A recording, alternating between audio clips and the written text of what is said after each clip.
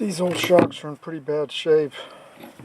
It's just stuck inside the cylinder, and I'm not sure what the deal is here. This looks like it was might have been cut off, modified. I know they come like this, open on the ends, but I don't believe these were meant to be that way. I could be wrong, but gotta be careful. I ordered some shocks that did not fit a 1975 Corvette.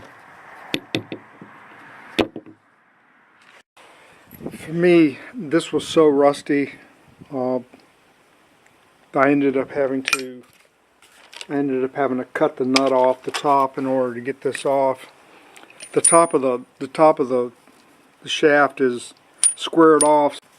Crescent wrench on there like this. It's hard to hold the camera and do this at the same.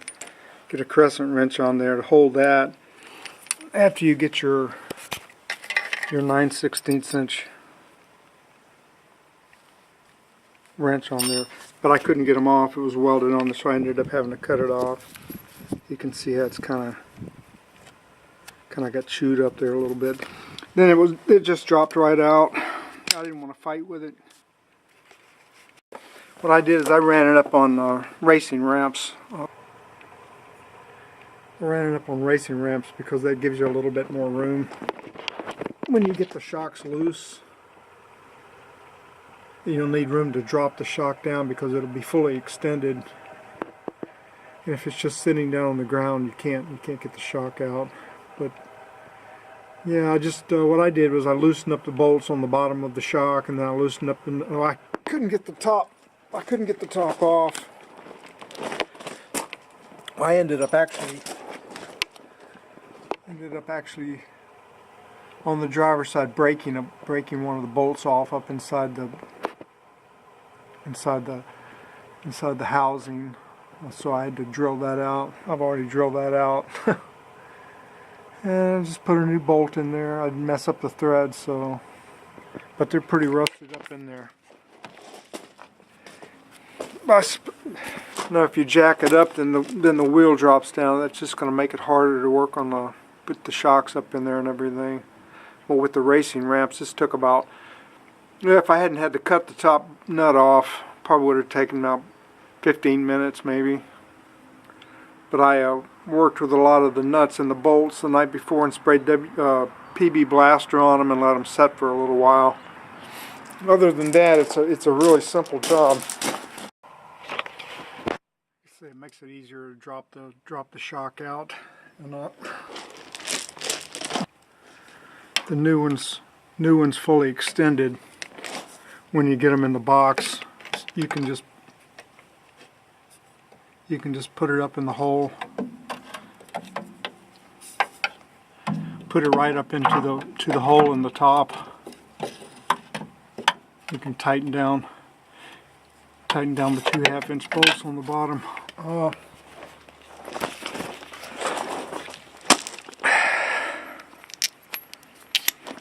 But I ended up having to, you can fish it up through this hole right here. And I ended up having to cut the top nut off because it was welded on there. But when you put the rubber on there, it comes with you've got a small end and a large rubber end. The large rubber end goes down. First you put this washer on, and then you take the large end of the rubber, put it down on the shock like that, and take it, fish it up through the hole, and then get it all lined up. You can get the two bottom 1/2 inch. Got two 1/2 inch nuts, 2 1/2 inch bolts on the bottom to tighten up. You can just finger tight them in to hold the shock in there, then you can come around and get everything set up on the top.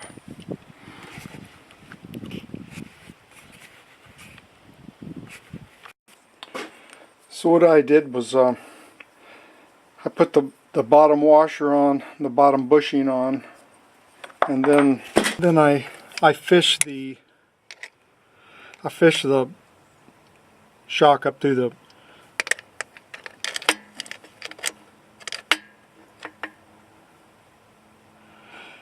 I fish the shock up through the spring,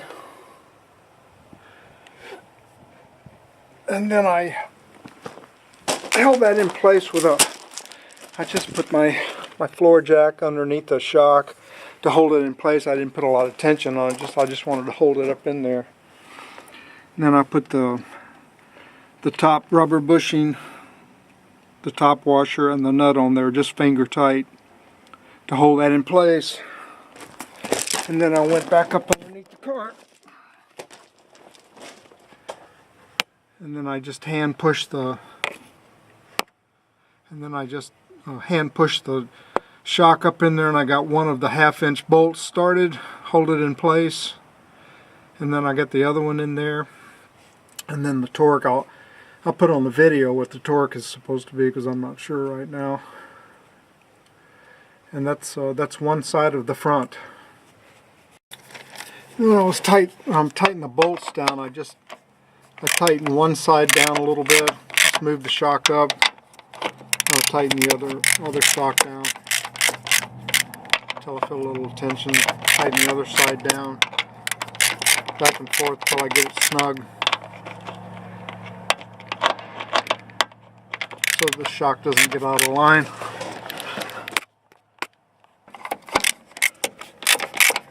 That's pretty much it. The top is a 9/16 inch nut, and I just tightened it down until I felt the rubber squeeze together a little bit.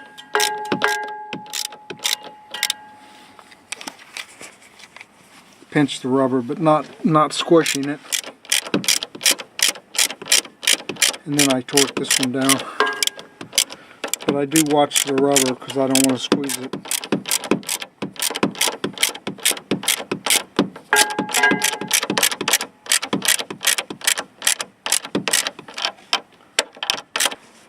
And then the rubber bushings, they have a small diameter flange on them, and then they have a larger diameter flange on it. The larger diameter goes in the washer. The smaller diameter goes right in the hole on the frame. So you have to, make sure that the hole lines up with the hole.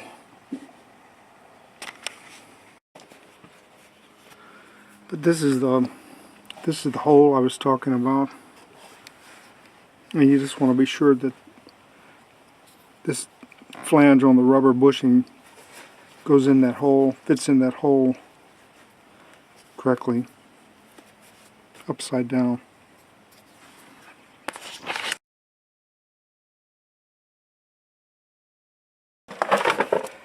Yeah, I'm working on the rear shocks of this 1975 Corvette. I found the easiest way to get at the shocks on the rear was to take the tire and the wheel off, because one of the problems is this upper bracket right here. The inside nut next to the fiberglass storage compartment, you can't get at it. To add to my problems, the inside nut was totally rounded off, but I was able to get a pair of vice grips up on it. No, I take that back. I put a pair of vice grips on it, and that didn't work.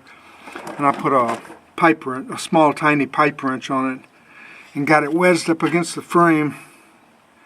And then I was able to get a 5/8 inch socket on the bolt, and I was able to get the nut off. But then the problem I ran into was the bolt was seized up inside the steel bushing inside the rubber part of the shock. So I've been spraying the PB Blaster, beating on it and prying on it for about 2 days now, And finally I got it loose, and what I used was this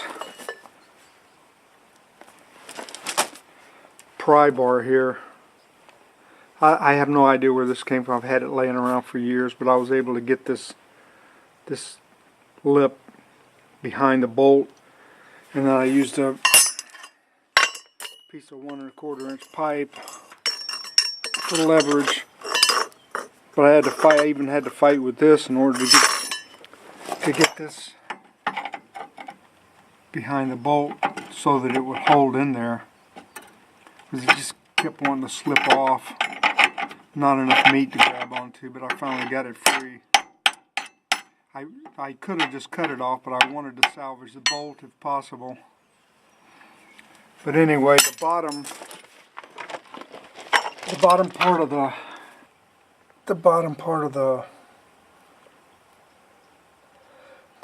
of the shock mounts onto a shock mounting bracket right here. Now that came off pretty easy. I was able to knock that off, and then the shock is basically just hanging there loose.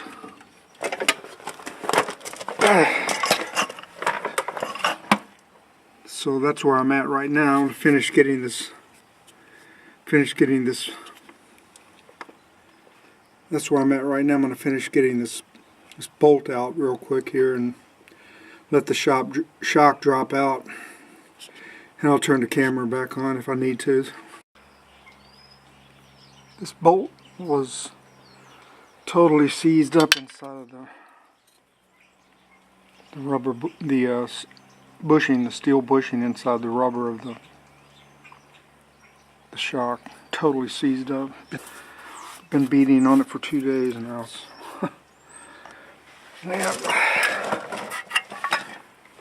I didn't want to damage this bracket here.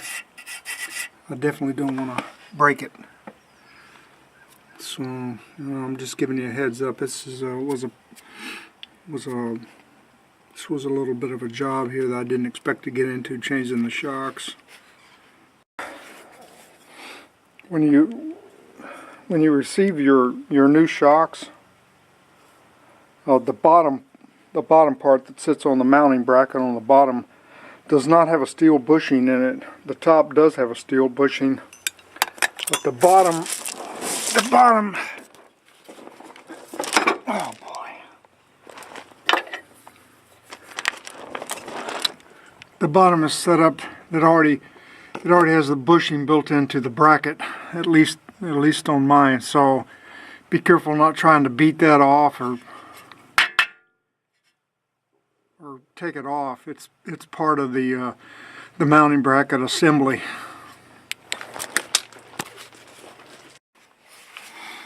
Yeah, what I did was I put the bottom on first with the hold down strap still attached, and then I'm just going to cut that and let this upper portion of the shock slide up in the hole, push the bolt through there.